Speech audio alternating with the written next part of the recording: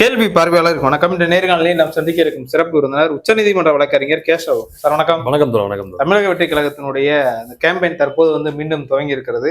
கரூர் துயர சம்பவத்துக்கு பிறகு நடிகரும் தமிழக வெற்றி கழக தலைவருமான விஜய் அவர்கள் 30 நிமிடம் திமுக நோக்கி பல கேள்விகள்லாம் கேட்டிருக்காரு.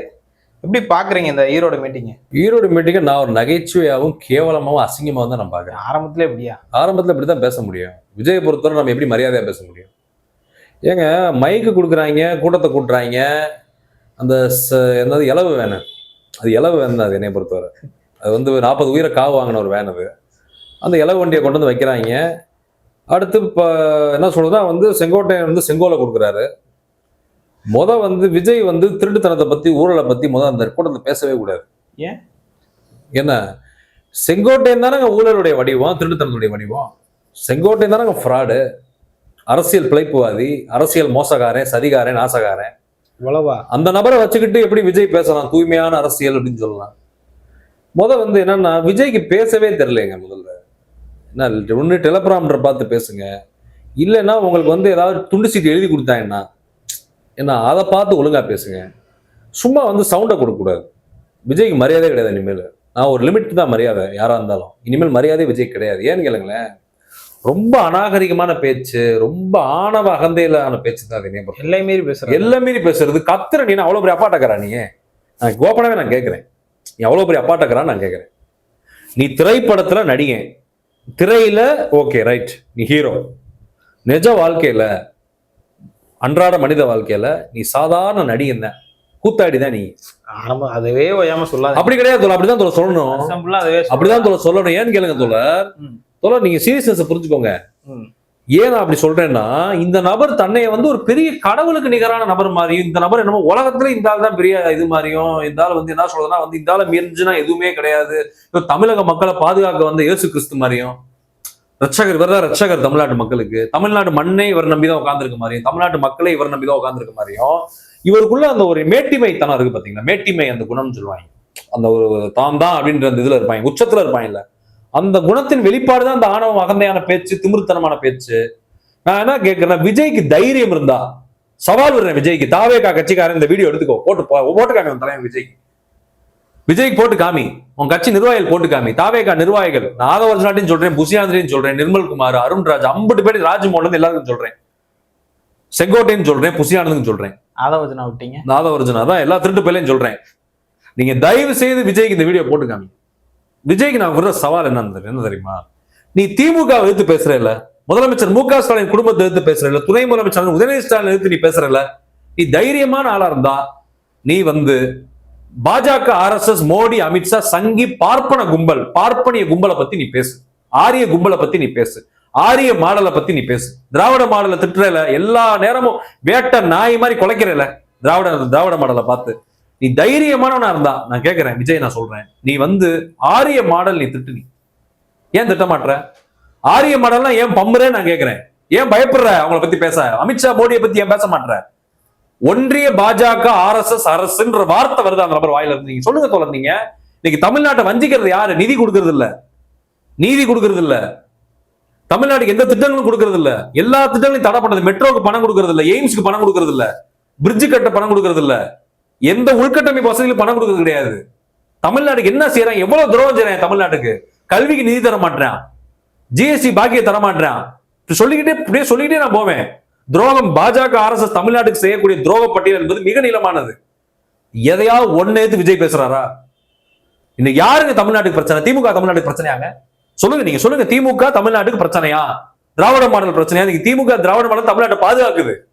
சட்ட போராட்டம் எவ்வளவு நடத்துறாங்க திமுக, பாஜக, RSS எதிர்த்து? களத்துல எவ்வளவு போராடுறாங்க? தமிழக உரிமைகளுக்காக நிக்கிறாங்களா இல்லையா? அவங்க மேல 1000 விமர்சனம் இருக்கட்டும், அவங்க தவறுகள் செய்யறாங்கன்னு கூட வச்சுக்கோங்க, நீங்க சாட்சி சரியில்லைன்னு கூட நீங்க வச்சுக்கோங்க. ஆனா தமிழ்நாடு உரிமைக்கு திமுக நிக்குதா இல்லையா? பதில் சொல்லுங்க நீங்க. அப்ப விஜய் ஏன் அதை பத்தி பேச மாட்டாரு? திமுக ஒழிச்சிருவான், விஜய் CM ஆயிடுவாரா? தாவேகா ஆட்சி அமைச்சிருமா? மக்கள் ஓட்டு போட்டுருவானா தாவேகாக்கும் விஜய்க்கும்?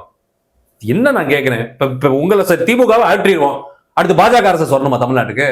அதிமுக கொத்தடிமை இருக்கு பாருங்க, பாஜக, RSS கொத்தடிமை, அதிமுக எடப்பாடி பழனிசாமி கொத்தடிமை, அது CM ஆனுமா? அப்ப விஜய் யாருக்குங்க நீங்க சிவப்பு கம்பளம் போட்டு வரவேற்கிறீங்க தமிழ்நாட்டுல?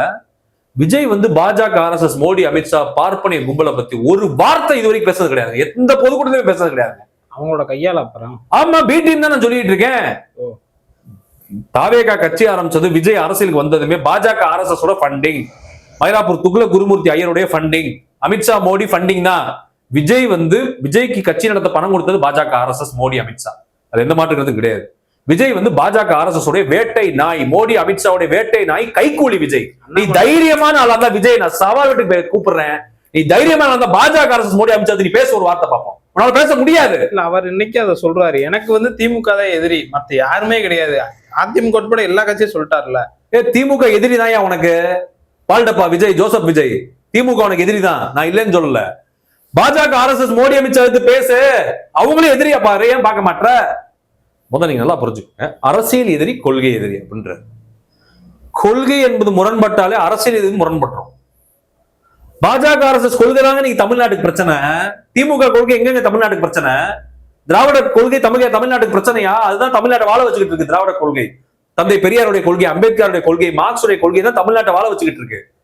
அந்த கொள்கைக்கு பங்கம் விளைவிக்கும் விதமா, அந்த கொள்கையை நாசப்படுத்தி அடிச்சு நொறுக்கும் விதமா தான் பாஜக, RSS உடைய ஆரிய கொள்கை, பார்ப்பனிய கொள்கை களத்துல நிக்குது. நீ எந்த கொள்கையை முதல்ல எதுக்கணும்? திராவிட கொள்கை நீ எதிர்ப்பியா முதல்ல? திமுக ஓகே, 1000 விமர்சனம் நீ வை, திமுக எதிர்த்து அரசியல் பண்ண வேணாம்னு சொல்லல. ஜனநாயக நாட்டில் நீ பண்ணு, கருத்து சுதந்திரம் உனக்கு இருக்கு, பேசு, தப்பு கிடையாது, நான் அதை வரவேற்பேன்.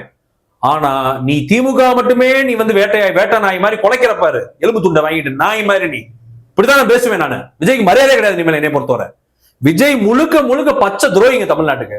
அந்த நபர் பாஜக, RSS காசை வாங்கிட்டு ஒரு படம் நடிச்சா 200 250 கோடி பாஜக கொடுக்குறான், செட்டில்மெண்ட் 2000 கோடி கொடுப்பான், கொடுத்துருக்கான், பலாயிரம் கோடி கொடுத்துருக்கான். லக்கு ஆப்பர்ச்சுனிட்டி கிடைச்ச லக்கு, நம்ம லக்கு மேல நம்ம நம்பிக்கை கிடையாது. இவருக்கு லக்கு மேல இவர் நம்புவார். இவர் வந்து அந்த புகழ் போதையை விரும்புவாரு, பணவெறி பிடித்தவர், மோகம் பிடித்தவர், பதவி வெறி பிடித்தவர் விஜய். அவருக்கு என்னன்னா, சப்போஸ் சிஎம் ஆயிருவோம், இதுல முதலமைச்சர்கிட்ட பல லட்சம் கோடி சம்பாதிக்கலாம்ல, அரசியல்ல பல லட்சம் கோடி சம்பாதிக்கலாம், 10,000 கோடி சம்பாதிக்கலாம், 1100 கோடி சம்பாதிக்கலாம். அப்ப படத்துல என்னடா 250 கோடி தானடா, 10 படத்தோட பேமெண்ட் ஒரே பேமெண்ட் நாங்க தரோம்டா, இறங்கடா அரசியல் சொல்லி அமித்ஷா, மோடி, பாஜக, RSS இறக்கி விடப்பட்ட வேட்டை நாய் விஜய். என்னைய பொறுத்தவரை இதுதான் உண்மை, இதுதான் உண்மை, இதுதான் உண்மை. இந்த மாதிரி கிடையாது. அது ஏங்க பாஜக வந்து RSS, பிஜேபி, மோடி, அமித்ஷா ஏங்க குலைக்க மாட்டாரு, கடிக்க மாட்டாரு? திமுக மட்டுமே கடிக்கிறாரு, திகாவை ஏங்க கடிக்கிறாரு? திராவிட மாடல் எதுங்க கடிக்கிறாரு? பெரியார் கொள்கைகள் எதுங்க கடிக்கிறாரு? எனக்கு யோசிச்சு பாருங்க, நீங்களே கொஞ்சம் யோசிச்சு பாருங்க. சீமான நம்ம திட்டுறோமா இல்லையா? துரோகி, துரோகிக்கு மரியாதை கிடையாது, எதிரிக்கு மரியாதை கொடுப்போம். நம்ம ஓப்பனா எடுத்து நிக்கிறான். துரோகி என்பவன் கூட இருந்து குளிபறிப்பவன். விஜய் தமிழர், தமிழினத்தை சேர்ந்தவர், புரியுதா உங்களுக்கு? ஆனா நீ தமிழினத்துல இருந்துகிட்டு தமிழ்நாடு நீ துரோகம் பண்ணிட்டு இருக்க. பாஜக, RSS கைக்கூலியா வேலை பார்த்துக்கிட்டு இருக்க. மோடி, அமித்ஷா கைக்கூலியா? எனக்கு நல்லா தெரியும். எனக்கு அவன் கட்சியில் இருக்க எல்லாருமே RSS காரன். புஷி ஆனந்த், அருண்ராஜ், ஆதவ அர்ஜுனா, ராஜ்மோகன்ல இருந்து செட்டி, நிர்மல்குமார் வந்து எல்லாருமே பாஜக, RSS கைக்கூலி. அப்படி சொல்ல முடியாது. நாஞ்சில் சம்பத் பேருக்காரு, செங்கோட்டை நாஞ்சில் சம்பத் பல கட்சி மாறினவர். நாஞ்சில் சம்பத்துக்கு என்ன மரியாதை? எல்லா கட்சியும் மாறிதான் இருந்தாலும் அங்க போய் உட்காந்துருக்கான் தாவேகால. எல்லாருமே துரோகிகளுங்க. பணம், காசு, பதவி, இவங்க என்ன வேணாலும் செய்வாங்க. எனக்கு வயிறு எரியுதுங்க. நான் கத்துறேன்னா உணர்ச்சியில கத்திக்கிட்டு இருக்கேன். விஜய் வந்து என்ன பேசிட்டு இருக்கீங்க? பாஜக, RSS ஒரு வார்த்தை நீங்க சொல்ல மாட்டீங்களா? பாஜக, RSS எனக்கு அதாங்க வைத்திருச்சு விஜய் மேல கோவம். ஏங்க எவ்வளவு அழிவுங்க பண்ணிட்டு இருக்கான் பாஜக, RSS தமிழ்நாட்டுக்கு. எவ்வளவு சட்டவிரோதமான சட்டங்கள், தமிழ்நாடு உரிமைகளுக்கு எதிரான சட்டங்கள், தமிழர் உரிமைகளுக்கு எதிரான சட்டங்கள், தமிழ் மொழிக்கு ஃபண்ட் ஒதுக்குறானா, தமிழ் மொழியை மதிக்கிறானா, OBC, SC இடஒதுக்கீடு ஃபாலோ பண்றானா அவன். மத்திய அரசு பணிகள், மத்திய அரசு கல்வி நிறுவனங்கள், மத்திய அரசு கல்லூரிகள், மத்திய அரசுடைய எல்லா துறைகள்லயுமே OBC, SC தமிழ எங்க இருக்கான்?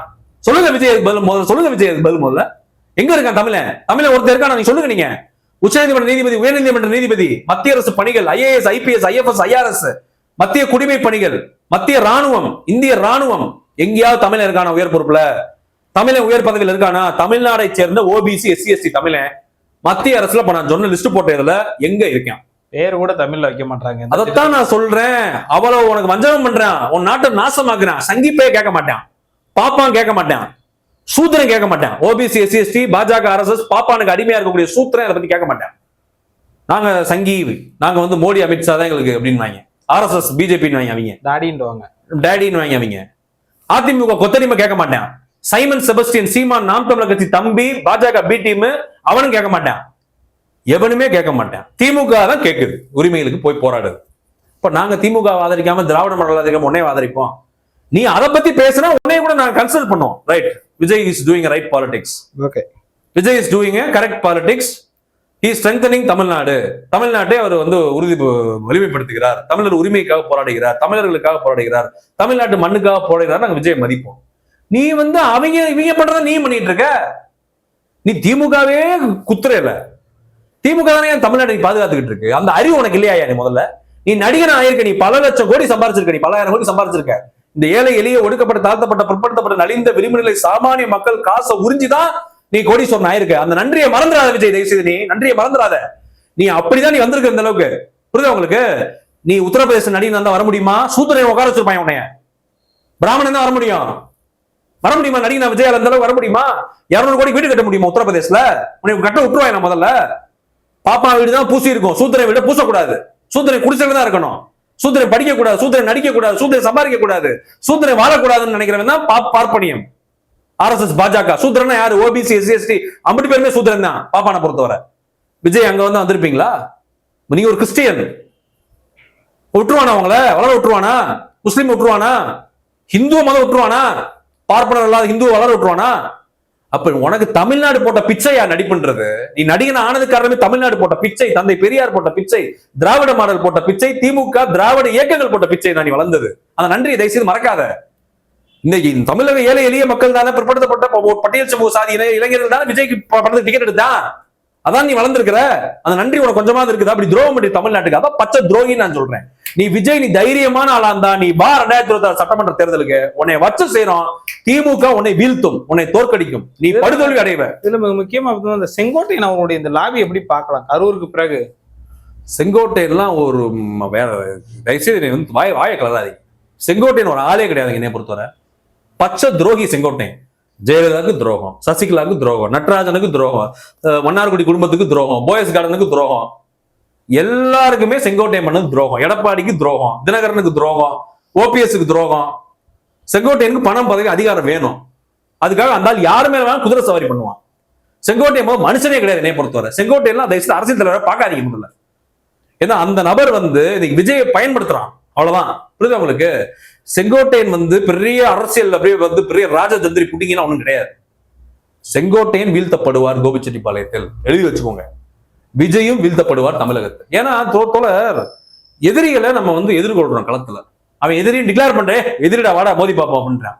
துரோகி வந்து டிக்ளேர் பண்ணாம பின்னாடி இந்த முதல்ல குத்துறான். அவனை நம்ம வந்து மன்னிக்க கூடாது. நம்ம அதனால விஜய் மேல நான் கொந்தளிக்கிறேன். விஜய் மனசாட்சியை தொட்டு இந்த வீடியோ விஜய் கண்டிப்பா பார்க்கணும். தாவேகாரன் பார்க்கணும்.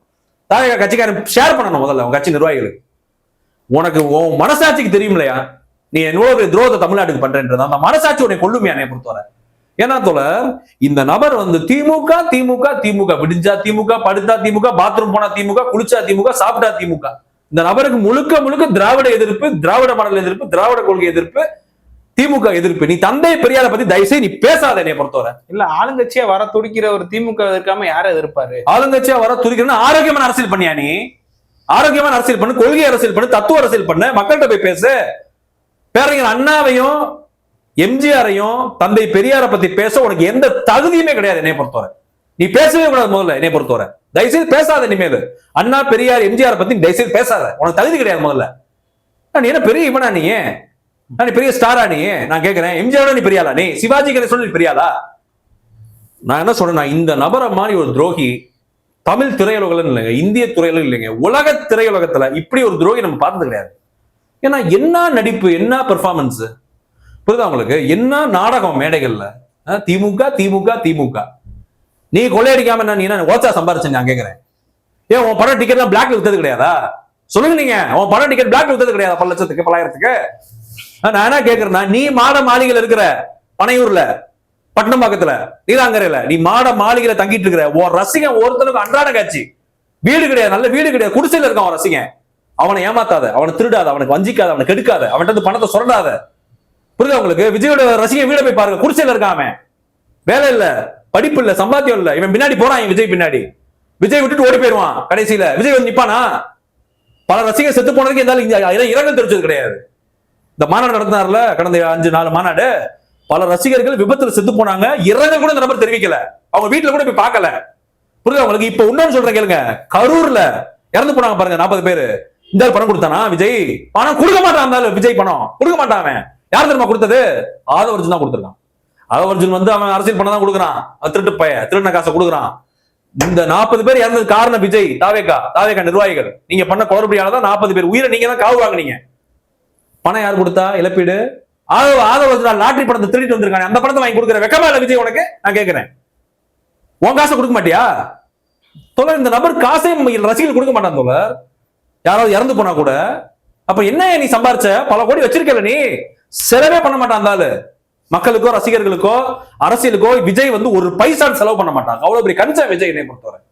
அல்ல விஜய் மாதிரி மோசமான மனிதன், சாடிஸ்ட், ஒரு பதவி வெறி, பணவெறி, ஒரு மோக வெறி, புகழ் வெறி, ஆடம்பர வெறி பிடித்த நபர் நீங்க உலகத்தை எங்கேயும் பார்க்க முடியாது. அப்ப இந்த நபர் வந்து இன்னைக்கு நல்லா மேக்கப் போட்டு வருவான், நல்லா கத்துவான், பேசுவான், எல்லாம் பண்ணுவான். எலெக்ஷன் வரைக்கும் பார்ப்பான், வீட்டுல போய் படுத்துருவான். எலெக்ஷன் தோத்து போயிட்டா திரும்ப சொல்றேன் 2026 கடைசியில படத்துக்கு பூஜை போடுவான். 2027 திரும்ப நடிக்க வந்துருவான். அவன் 100 கோடி 200 கோடி சம்பாதிப்பான். திரும்ப 250 கோடி. ரசிகனாகி நீ ரோட்ல நிப்ப, நீ இப்ப ஓடுற பின்னாடி அண்ணா அண்ணா அண்ணா அண்ணான்னு ஓடுற. நாளை பின்ன நீ இந்த காலத்துல தான் படிக்கணும், இப்பதான் நீ வேலைக்கு போகணும், இப்பதான் நீ சம்பாதிக்கணும், உன் குடும்பத்தை பார்க்கணும், அப்பா பார்க்கணும், அம்மாவை பார்க்கணும், உன் பிள்ளைய பார்க்கணும், நீ கல்யாணம் பண்ணணும், உன் வாழ்க்கை பெரிய தூரம் இருக்குது. இவன் பின்னாடி போய் உன் வாழ்க்கையை கெடுத்து. இறுதியா நம்ம இந்த ஈரோடு அந்த மீட்டிங் நம்ம எப்படி பார்க்கலாம்? ஈரோடு மீட்டிங் வந்து சக்சஸ் கிடையாது, அது ஃபெயிலியர் என்னைய பொறுத்தவரை.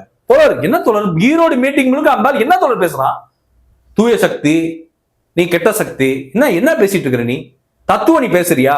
என்ன தமிழ்நாடு செய்ய போறேன்னு பேசுறியா? எல்லாருக்கும் வீடு கொடுப்பேன், எல்லாருக்கும் பைக் கொடுப்பேன், எல்லாருக்கும் காரு கொடுப்பேன், எல்லாருக்கும் அது கொடுக்க முடியுமா முதல்ல? அந்த மாதிரி அரசு நிதி என்ன?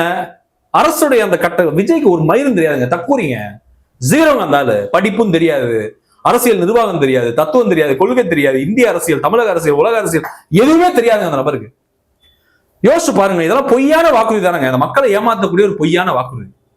இன்னைக்கு இந்த நபர் வந்து அது முதல் ஸ்பீச்சே கிடையாது, கத்திருக்காரு. இருந்தாலும் வந்து கத்திருக்காரு, கத்திருக்காரு. விஜய் வந்து எவ்வளவு ஆபத்தானவர் அப்படின்றத நாளுக்கு நாள் ப்ரூவ் பண்ணிக்கிட்டே இருக்காரு. நான் எவ்வளவு ஆபத்து தெரிஞ்சுக்கோ அப்படின்னு சொல்லி எனக்கு ப்ரூவ் பண்றாரு. எனக்கு கண்ணால தெரியுது. நான் பெரியார், அம்பேத்கர், மார்க்சியம் படிச்சனால நமக்கு தெரியும் எவன் ஃப்ராடு, எவன் திருட்டு பையன், நல்லவன், நல்லவன், எவன் மக்களுக்கானவன் தெரியும் நமக்கு. விஜய் மாதிரி 1ஆம் நம்பர் திருடன், அயோக்கியன், தமிழின துரோகி, மோசமான மனிதன் நீ உலகத்தை பார்க்க முடியாது. தயவு செய்து தமிழ்நாட்டு மக்கள் விஜய்க்கு எதிராக நில்லுங்க, விஜய்க்கு வாக்களிக்காதீங்க, தாவேகா வெற்றி பெற செய்யாதீங்க, தாவேகா தொண்டர்கள் அணில் குஞ்சுகள் ஆதரிக்காதீங்க. அவங்க ரொம்ப டேஞ்சரஸ் எலமெண்ட். இன்னைக்கு பாருங்க, அந்த கூட்டம் நடக்குது, கரண்ட் கம்பத்து ஏறி நிக்கிறாங்க, ஒருத்தன் ஆடியோ செட்டு போட்டிருக்க அந்த பில்லர் மேல ஏறி நிக்கிறாங்க. இது என்னங்க இது? ஏங்க ஒரு ரசிகர்களை உங்களால் கட்டுப்படுத்தே தெரியாதா உங்களுக்கு? எவ்வளவு பெரிய தக்கூரி பாருங்க. அந்த கட்சியில இருக்க 50 பேருமே ஜாம்பி, சைக்கோ, தக்கூரி, லூசுப்பயன், அவ்வளவு சாட்டிஸ்டா இருக்கானுங்க விஜய் மேல. புரியுதா உங்களுக்கு? அதனால விஜய் வந்துங்க முழுக்கங்க பாஜக RSS உடைய கைப்பாவை, கைக்கூலி, ஒரு வேட்டை நாய் மாதிரி தான் செயல்படுறாரு. அவர் வந்து தமிழ்நாட்டு மக்களுக்கோ, தமிழ்நாட்டு இளைஞர்களுக்கோ, தமிழ்நாட்டு மாணவர்களுக்கோ, தமிழ்நாட்டு பெண்களுக்கோ, பிற்படுத்தப்பட்ட, ஒடுக்கப்பட்ட, தாழ்த்தப்பட்ட, ஏழை, எளிய, நலிந்த, விளிம்புநிலை சாமானிய மக்களுக்கு அவர் நிக்க மாட்டாரு. அவர் இன்னைக்கே எலெக்ஷன்ல தோத்து போற வரைக்கும் பார்ப்பாரு. அவர் என்னன்னா, வேலை பார்க்க கூடாது, களத்துக்கு வரக்கூடாது, மக்களை சந்திக்க கூடாது. Direct Tamil Nadu CM. Election result வரும், விஜய் முதலமைச்சர் அப்படியே டிவியில போடுவாங்க பிரேக்கிங் நியூஸ். அப்படியே கார் எடுப்பாரு, சட்டசபைக்கு போவாரு, முதல் கோப்புகளை கையெழுத்து போட்டு அப்படியே போய் கவர்னர் வச்சு பதவியேற்பில் அப்படி எடுத்துக்குவாரு. தமிழ்நாடு சிஎம் விஜய் வீட்டுல போய் படுத்துருவார். இவரோட கனவு அதுதான். இவரோட கனவு வந்து அண்ணாமலை, ரஜினிகாந்த் மாதிரி தான். அவர் பிளானே அதுதான். அதுக்காக விஜய் என்ன வேணாலும் செய்வார். புரியுதா உங்களுக்கு? நீங்க இன்னொன்னு புரிஞ்சுக்கோங்க, 2026 விஜய் மண்ணை கவ்வார், தாவேகா படுதோல்வி அடையும், ஒரு சீட்டு கூட வராது. எனக்கு தெரிஞ்சு 6% ஓட்டு வாங்குவாங்க. தமிழ்நாடு கூட ஒரு 6% தான் வருவாங்க. கேளுங்க. அப்ப சப்போஸ் இவர் வந்து தோக்கதான் போறாரு உறுதி. தோத்ததுக்கு அப்புறம் இவர் என்ன பண்ணுவாருன்னா 6 மாசம் வீட்டுல படுத்துருவார். வேற எங்கேயும் அவுட் ஆஃப் ஸ்டேஷன், லண்டன் வெளிநாட்டுக்கு போயிருவாரு. போயிட்டு திரும்ப வந்து ஃப்ரெஷ்ஷா படத்துக்கு பூஜையை போட்டு 2026 கடைசி ஷூட்டிங்கை ஸ்டார்ட் பண்ணி 2027 தீபாவளிக்கு படத்தை ரிலீஸ் பண்ணிடுவார். பண்ணி நல்லா இன்னும் 250 கோடி சம்பாதிச்சு செட்டில் ஆயிடுவார். அவருக்கு பிரச்சனையே கிடையாது. ரசிகனும் தாவேகா அணில் குஞ்சும் தாவேகா கட்சிக்கார குஞ்சுகளும் தான் வாழ்க்கையை நாசமாக்கி உட்கார போறாங்க. இவர் விட்டுட்டு ஓடி போயிருவாரு. இவருக்கு என்னைக்கு நிக்க மாட்டாரு, எழுதி வச்சுக்கோங்க. அதுக்கு உதாரணம் கரூர். 40 பேர் செத்து போனாங்க இவரால. தெரிச்சு ஓடுறாரு ஏர்போர்ட் விட்டு. பார்த்திருப்பீங்க அந்த கதையெல்லாம், நான் சொல்ல வேண்டிய தேவையில்லை. இந்த நபர் வந்து ஆபத்தானவர். விஜயை தயவு செய்து தமிழ்நாடு மக்கள் வீழ்த்த வேண்டும், புறக்கணிக்க வேண்டும். நன்றி.